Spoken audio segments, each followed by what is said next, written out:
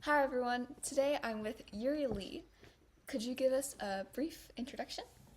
Of course. Hello, my name is Yuri. I am a composer and violinist. I'm currently studying at Princeton University as a music major, and I love a whimsical, playful approach to composition that is very imaginative and emotional.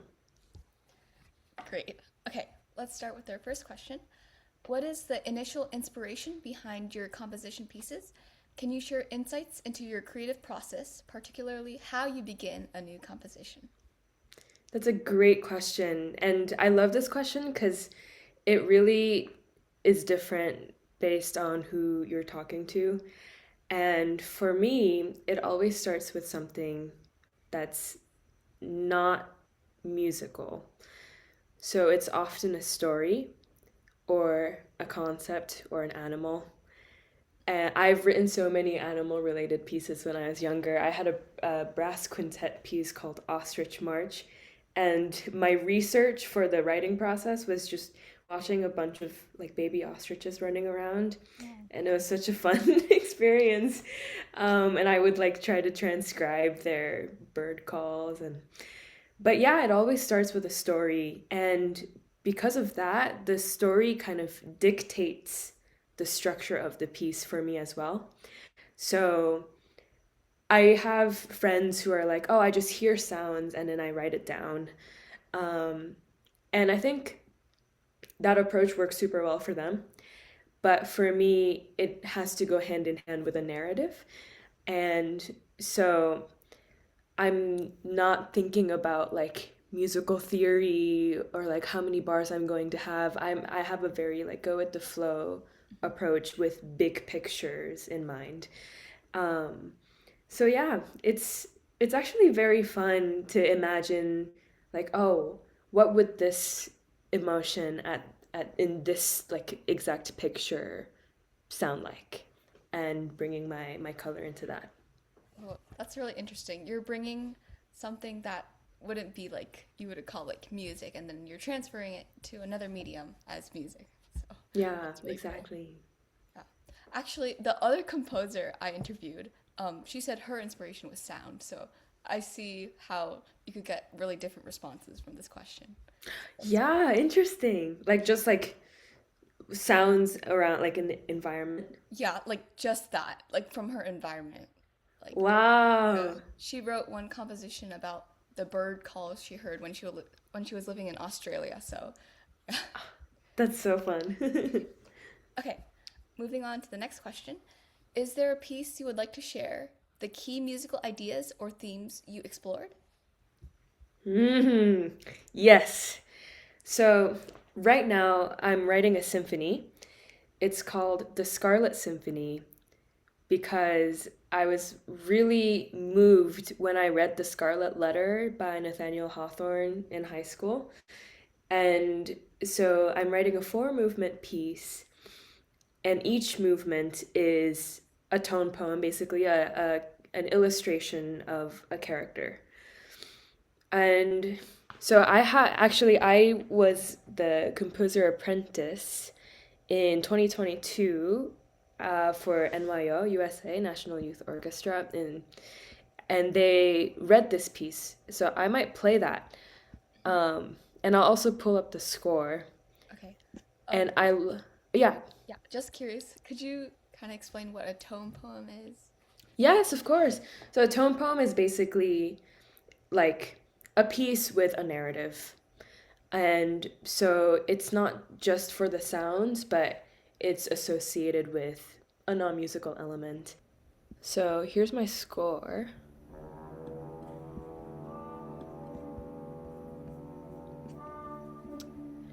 This is an illustration by my grandmother who lives in Tokyo. Wow. Uh, okay, so we're right here. So it opens with the townspeople of this Puritan society. And the beginning is super dramatic where they're kind of like gathered out on the streets and they're like gossiping, and they're like, what's going on? And this like that you hear in the clarinets and bassoons is my brook theme, a river theme that comes back later in the third movement. So I try to sprinkle motifs around.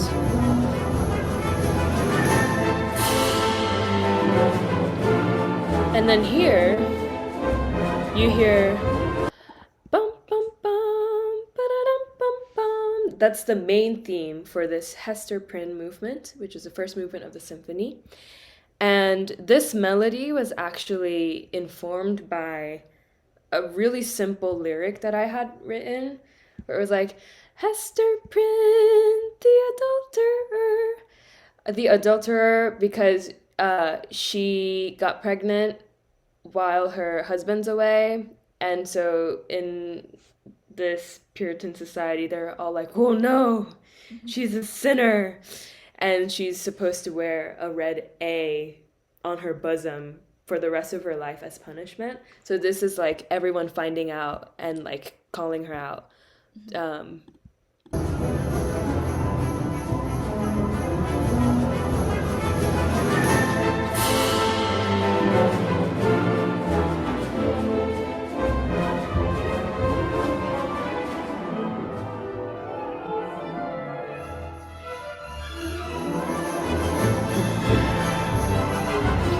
Yeah, so it's super dramatic, and I almost wanted to give it this like march feeling, because everyone's congregating and marching. Oh, and now you can hear the tubular bell playing, and if you count, it happens 12 times total, and that signifies the church bell at noon. Because right now what's happening in the book is that the first punishment for Hester is she has to stand on a podium from noon to 3 p.m. and just be a spectacle for everyone to laugh at, and hence the church bells. And right here, I wanted to give it this like walking, march feeling. I love writing groovy music. I have a background in ballet. I did ballet for a long time, from like age 2 to 15. And so I think rhythm and like feeling it in your bones is super important to me. Now we're halfway through this movement. I'm sorry, I keep losing my place in the score. Okay, we're approaching. Okay, now we have a violin solo. I'm totally not biased, because I'm a violinist. But for me, the solo violin represents Hester's voice. And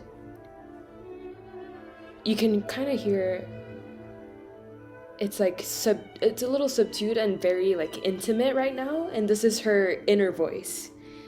She's ashamed, she's scared, but she has to love her baby, and it's just very complicated. And now the background starts to build up a little. And these tremolo strings, they're almost like drowning her voice out. So that's like the threat from the townspeople.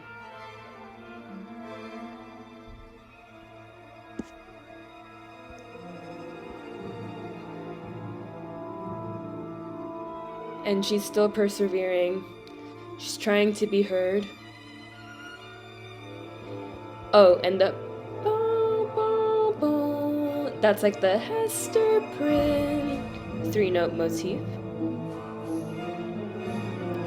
And then the string tremolos are threatening to swallow her up. And they do.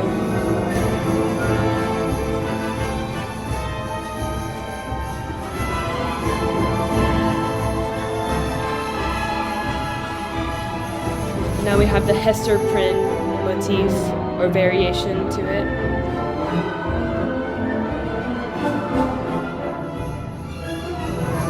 Recap.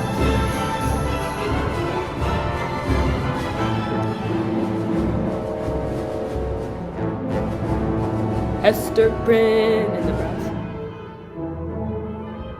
The bell is back. Now it's only 3 times because it's 3 p.m. now. 2, 3.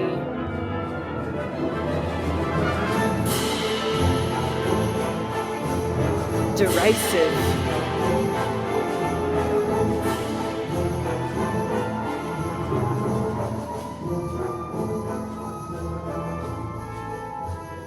Bum, bum, bum. And the trumpet, that's also the Hester Prynne. Bum, bum, bum. And then final word from Hester.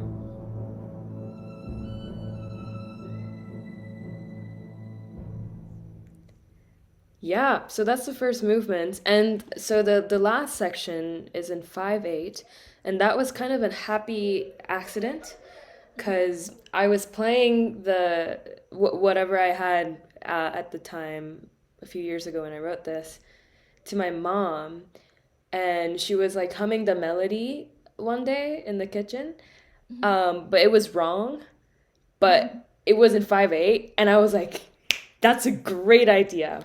And so I made the last section in 5/8 because of that. So yeah, this is my Scarlet Symphony. It's still a work in progress, but right now at Princeton, it's my junior paper. We have independent work our junior and senior year, and this is my independent work. And I've been studying with Steve Mackey, who's a wonderful composer, wonderful mentor. So yeah, I'll finish it soon. Wow, that sounds like really amazing. And Thank you. yeah, I know there's um, like, do you know Les Miserables? Yes. That one is also adapted from a book to a musical, but I feel like here the music aspect is much more like strong in like showing the narrative, and it seems like you're making very like intentional decisions, like with like the church bell ringing, and it seems like very intricate. And wow, that sounded like really great. So, Thank you. I really appreciate it. Yeah, these are like, I love Easter eggs like this. And upon first listen, no one's gonna be like, oh, that's a bell, like the church, you know? No one's gonna be like, oh, this violin must be like somebody talking. But I feel like the audience is subconsciously gonna feel something's going on. And then the further you dive in, the more layers there are, and yeah, I love uncovering layers like this. I could really like feel the imagery you were talking about and the sound. It's great. And I'm actually our school has us read this book next year, so I'm looking forward. Oh my gosh, Yeah. So, that's exciting. yeah. You should tell the class. Oh, wait, This maybe composer Yuri. What the- okay. All right. On to the next question. Are there any new directions or unexplored areas within music composition that you are particularly excited to delve into in your future projects? Yes. So as mentioned, I have independent work next year for my senior year as well. And I've been planning this thesis idea since my freshman year, actually, where I would love to write music that both hearing and deaf people can enjoy. So I started taking American Sign Language at Princeton from freshman fall, and I really didn't grow up around a deaf community at all. So I don't really know why I was so passionate about learning this language, but I've always been a big fan of learning new things and learning new languages. I think growing up in a trilingual family. And so I instantly fell in love with the language, and I wanted to see how I could connect this new passion with my life, that's music. And at first I was like, okay, how do I deliver classical music to deaf individuals? And I soon realized that maybe that's not the right approach, because even within the hearing community, it's already hard to convince someone to listen to classical music. right? So I realize it's not about how do I deliver this to them, but it's more about how do I break down the barrier between the hearing and deaf communities and create something interesting um, from my craft. So now it's starting to shape up in my brainstorming process where I want to collaborate with one of my ASL professors, Peter Cook, who, if you Google him, he's actually super famous. Like every deaf person will know him Mm-hmm. because he's a renowned ASL storyteller and poet. Mm-hmm. The American Sign Language literature world is incredibly vast. Literature we often think of as written Mm-hmm. words, but in deaf communities it's all 3D and it's like it's living in time and it's all signed. And so for next year, I think I'm gonna write a piece of music, probably percussion, very loud, vibration based music that accompanies his poem or story. So I am very excited to work on that project.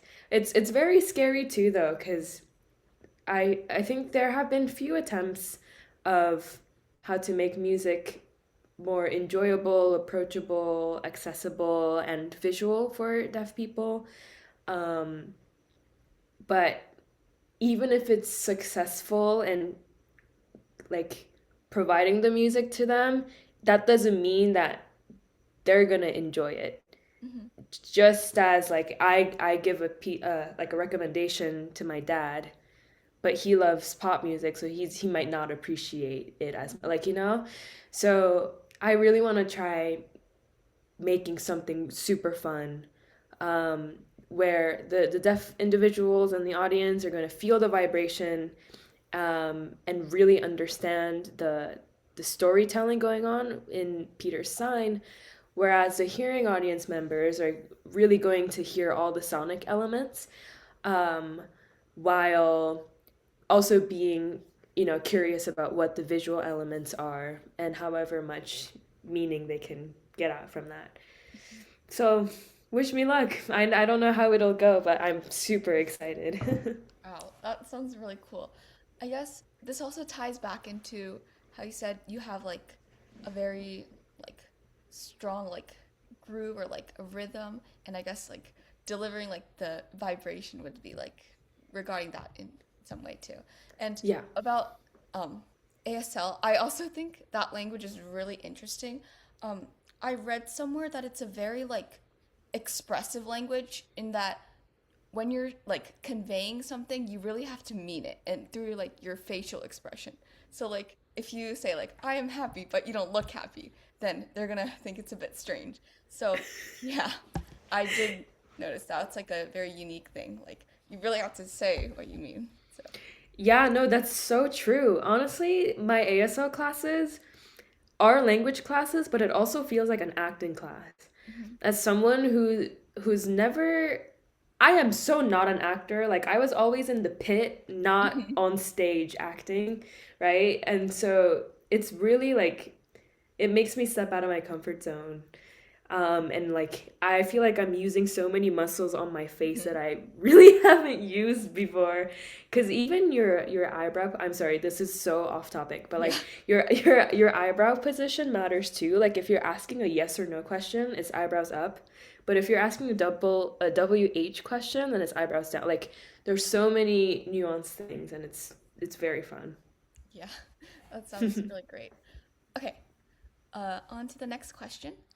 What is your vision for the future of music composition with AI technology or any kind of technology? What are the pros and cons? hmm Yeah, what a big question, isn't it?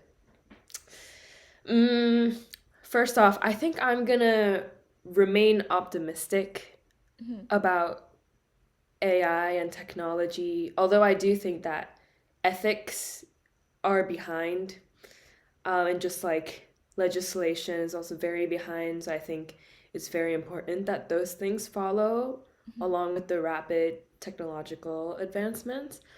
But I think I remain optimistic because I think that enough people will understand that the beauty of composition isn't just the final product and hearing the final product, but it's also the lessons that you learn about yourself actually during the writing process, about what you care about and the lens that you see the world with and how it shifts throughout time. And also its self-expression.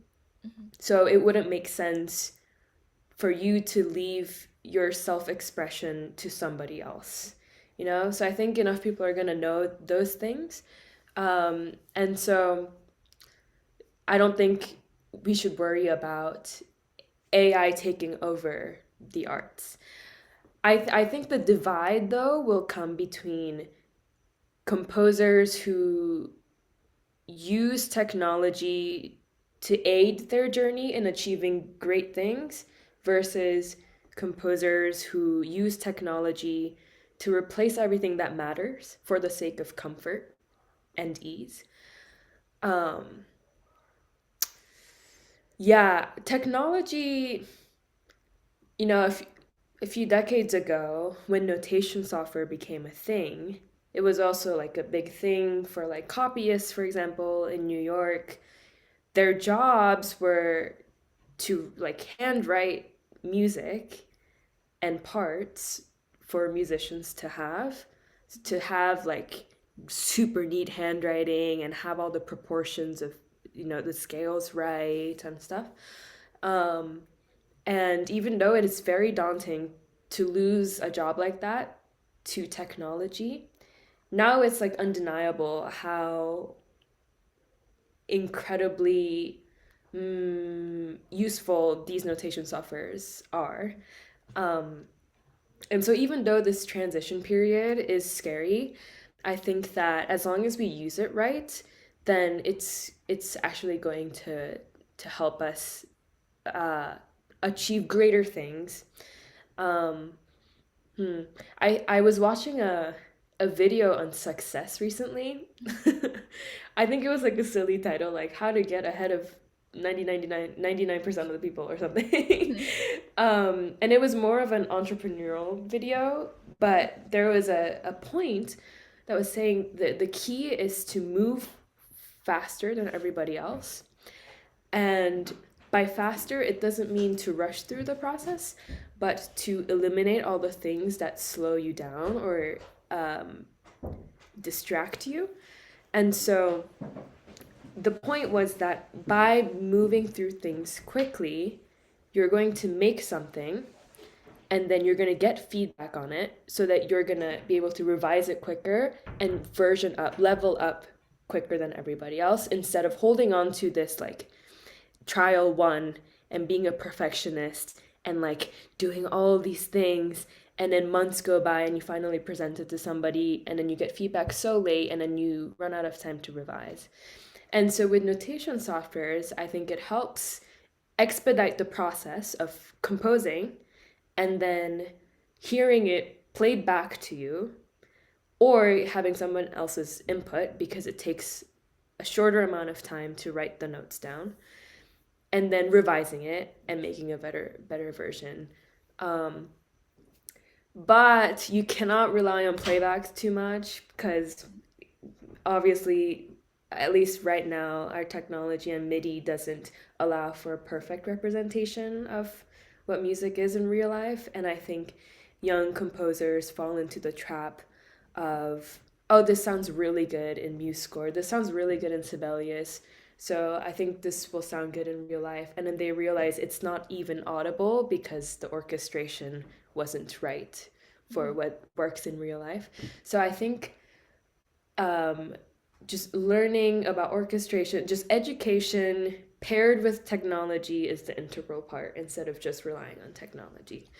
But yeah, overall, I'm very, very optimistic. Oh, that's nice.